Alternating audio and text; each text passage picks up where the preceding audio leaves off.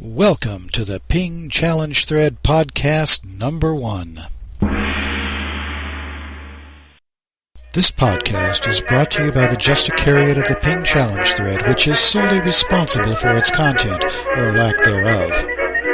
Up to mighty London came an Irishman one day. As the streets are paved with gold, sure everyone was gay. Singing songs of Piccadilly, Strand and Leicester Square. Till Paddy got excited, then he shouted to them there. I am the Justicar for Life of the Peng Challenge Thread, Joe Shaw, and in this first podcast for the Peng Challenge Thread, we will be interviewing Boo Radley. Return those seat backs and tray tables to the fully locked and upright position, folks. It's gonna be a bumpy ride. Goodbye, Piccadilly. Farewell, Leicester Square. It's a long, long way to Tipperary, but my heart's right there. But before we get to our conversation with Boo Radley, a couple of administrative notes from your Justicariat.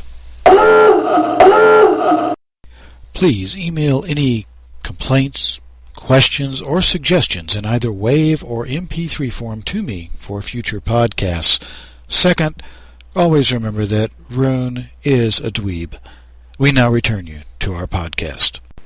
Ladies and gentlemen, welcome to the Peng Challenge Thread podcast. This evening we're going to be interviewing Sir Boo Radley, the Auxiliary Backup Deputy Justicar of the Peng Challenge Thread. Boo, how are you this evening, sir? I'm just fine, Joe, and how are you doing this evening? I'm doing well. I'm going to be doing a lot better than you're going to be doing, however, because I want to warn you right now, Boo, that I'm going to be giving you the tough, the hard-hitting, the probing questions. I mean, there's going to be no mercy in this interview, okay? Mercy? Mercy from you? No, Joe, I never expected mercy. And it is a cesspool after all. It is. All right, Boo. Well, let's go ahead and get started. Are you ready? I'm all set. I'm all a quiver. And you should be. The first question is this, Boo. Now, I realize that you are not a tree, but if you were a tree, what kind of bark would you have, smooth or rough? You know, I would have to say that if I were a tree and if I were thinking about my bark, I would have to say that my bark would be smooth and supple. This is a family podcast, so let's just kind of leave it right there. Smooth. Okay, fine. We can live with that.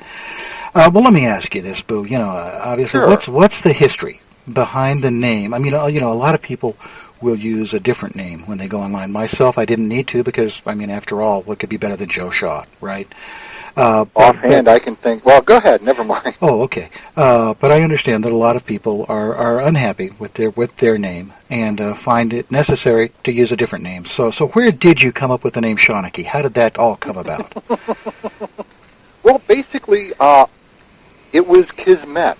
I was sitting at home in my little hovel eating alphabet soup, and lo and behold, I've always wanted to say that, and you do a fine there job in of it. front of me, in the bowl, the letters just formed the name Shawnee. Really? Yes. Okay. Wait a minute, you're not Shawnee. No, I'm not. Oh, I'm sorry. I was just going with it. Hang on, wrong script. Let's try again here. What's the history behind the name Boo Radley? Oh, I love this. This is what killed vaudeville. What is the history behind the name Boo Radley? In all seriousness, ever since I was a small Boo, I was a very quiet walker. I didn't mean to be. I didn't sneak up on people, but I would just suddenly be there. And one day, when I was, I think I was a junior in high school or something, I came up on my mom, and she was in the kitchen, and she turned, saw me there, jumped up, and just started yelling, why do you sneak around the house? Who do you think you are, Boo Radley? And I thought, okay, I can go with that. And so, since then, the last 30 years, every now and then, I'm Boo Radley. I see. I signed things Boo Radley. When I came onto the forums, I thought, well, golly, Ned, I'll be Boo Radley. Did you know at that time that Boo Radley was a character in To Kill a Mockingbird? Of course. You did? Okay, well, that's good. What a question. I don't know. I'm sorry. Sorry. Okay. All right. Well, let's go on to another hard-hitting, probing-type question here. Go ahead. What's your favorite version of Combat Mission, and why? Why do you like the one you like better than the others? Well, I'd have to say that CMAC, the latest one, is my favorite. You know, and there's people that they say, well, no, you should always pronounce it, you know, CMAK, like CMBO. Okay, Boo. We don't really care. Just continue, all right? Okay. It's CMAC. There, you happy? I'm happy now. Why do you like CMAC better than any others? The graphics. Okay. And the fact that I don't have to be a Russian. Because I've never gotten the hang of playing the Russians. No, it does. Yeah, the tactics are a little bit different, aren't they? Oh yeah, they're sad. I agree. Okay, well, good. What's your favorite unit in Combat Mission? Of all the units or vehicles that you've played with in CM, is there one that you like better than another? Well, okay, if you're talking about like people, I'd have to say the engineers. I like the engineers. I like the fact that they can like throw explosives. Okay. That's always one of my favorite things. Okay, good enough. And what about vehicles? Which vehicle would you, if you could have any one? If I could have anyone, I would probably have the Stug. A Stug? Okay. I like Stugs. Okay, yeah. Good. In your case, it would have to be a short-barrel Stug. But anyway. Oh, the audience wasn't expecting that. No, they were just right out of left field. Oh, babies are being thrown in the air. I know, good heavens. Is there a more memorable game or incident that you've seen in CM that comes to mind immediately? I would have to say this one time I was playing Dalem, and this was back in CMBO, and he had clustered a whole bunch of Shermans at the bottom of a hill, and I had this one lone Hetzer at the top of the hill, and he just, everything he fired just bounced right off, and one by one, I just took out his 5 tanks. Oh. Yeah. Oh. I've heard of that happening with Panthers and Tigers, but not a Hetzer. Interesting. The cesspool. Let's talk about that for a second. If you could make any change to the cesspool, what would it be? I would be a senior knight. Would you? Yes, I would. You realize that's not going to be happening, right? But I could pay people the right kind of money, right? You could do that. Hey, backsheesh works, doesn't it? That's right, and particularly in the cesspool. That's certainly true on that. I know. Okay. When is CMSF going to be out? I would have to say probably before Christmas. Really? But probably not much before Christmas. Do you know that, or are you just kind of pulling something out of your butt here? Oh, it's brown. It's okay. Brown. All right. What's your favorite game other than Combat Mission? I'll be honest with you, Combat Mission is just about the only game I played. I've tried several other ones. I went through the whole Red Alert 1, Red Alert 2, those things, and it's just, Mm-hmm. And I tried IL2 and just could not figure that thing out. No. IL2 was, yeah. Yeah. I agree completely. But no, I love Combat Mission. It's a game, it's like chess. It takes a second to learn and a lifetime to master. Yeah, like that. Pretty good. That was very good. That was not original, but it was very good. No, of course not. Are there any other games that you're playing now then, other than CM? No, that's it. I got 8 different CM games going between CMBB and CMAC, and that usually takes an hour or so every evening, returning files. Not something that you did very well, but we won't go into that. We're not going to bring up that game, are we? No. No, I didn't think so. Who is or was the most memorable character that you recall from the cesspool? Okay, does it have to be a Cesspudlian? No, just someone else. Gaylord. Okay. For crying out loud. Which incarnation? Well, there's so many. He was Iron Chief Saki, wasn't he? I think so. Yeah.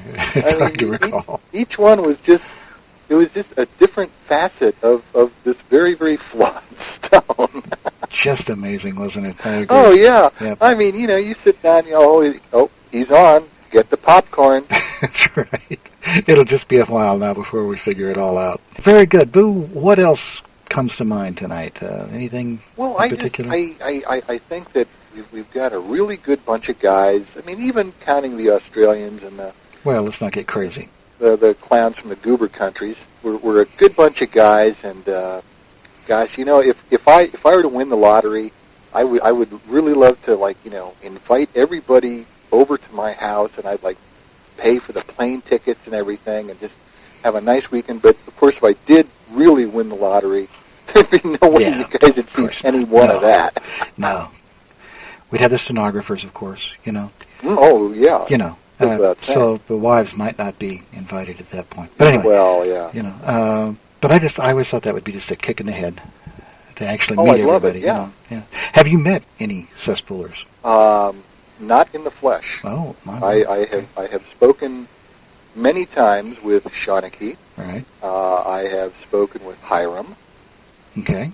And that's about it. As a matter of fact, there was another cesspooler that lived around here, and I'm trying to remember who it was. Speed Bump? Yeah, okay. And I think he's from somewhere in Cleveland, but our paths never crossed, and then he sort of just dropped out.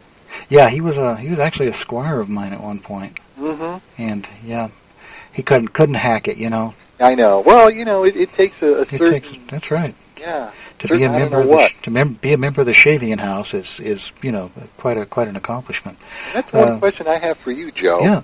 How do you get Shavian out of Shaw?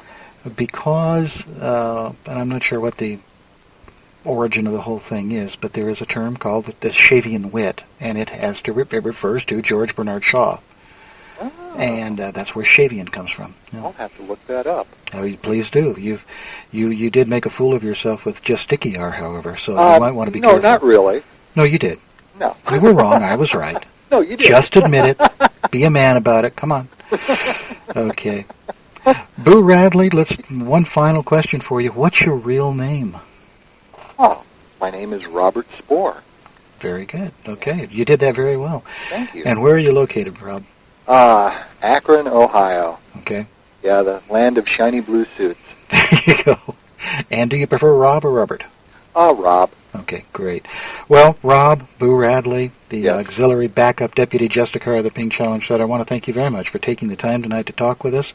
We're going to put this on the Peng Challenge Thread podcast so that people can download it and actually get to hear what you sound like. Would that be that's cool a frightening concept. I agree completely. But I wanted to say that I was very glad to be able to help out in this matter, and I mean, there's no problem. I was just sitting here waiting for the drugs to take effect. That's important. Did you share? Oh, yeah. Okay, good. I'll expect mine in the mail. Email them to me. Oh, okay. Boo Radley, thank you very much. You have yourself a good evening. And you do the same, Joe. Okay, bye-bye. Bye-bye. And now, it's time for Ask the Justicar, that portion of the Peng Challenge Thread podcast devoted to your questions to us, and then our answers back to you. You get the idea. Message for you, son. And our first message today comes from Mr. Green Jeans in Vancouver, Washington. Mr. Justicar, what is this cesspool nonsense? Do you realize that you people are doing nothing more than wasting valuable bandwidth? I demand that you remove the cesspool immediately. Mr. Green Jeans, you ecology freaks make me want to puke. Why don't you go hug a frequency or something? And our next question comes from, I don't know who this is from. We'll play it. Mr. Justicar, I want to play CM, but you guys, I go in there and you're mean and you're hateful and you really make me despondent. Why can't I just play CM with you guys? I mean, you know, I'm pretty good. Hiram? Hiram, is that you, lad? And our final email for the day comes from Toodlin' Tony in Chicago, I guess. Hi, Mr. Justicariat top person. I got a question for you. East of Chicago pizza. Isn't Lake Michigan east of Chicago? What's up with that? Yeah, Tony, that's a great question. Listen, here's what I'd recommend. Go to the very easternmost part of Chicago that you can get to right by the water. Take a compass with you, and then keep walking east from there and look for that pizza joint, and don't come back until you find it. And that concludes another segment of Ask the Justicar. Message for you, son. And that brings us to the end of the first Ping Challenge Thread podcast. Be sure to join us next time when we interview NG Cav Scout. And remember to email any comments or questions to me, either via email, WAV file, or MP3 file for inclusion into future podcasts. So until next time, this is your Justicar for Life of the Ping Challenge Thread, Joe Shaw, asking you all to sod off.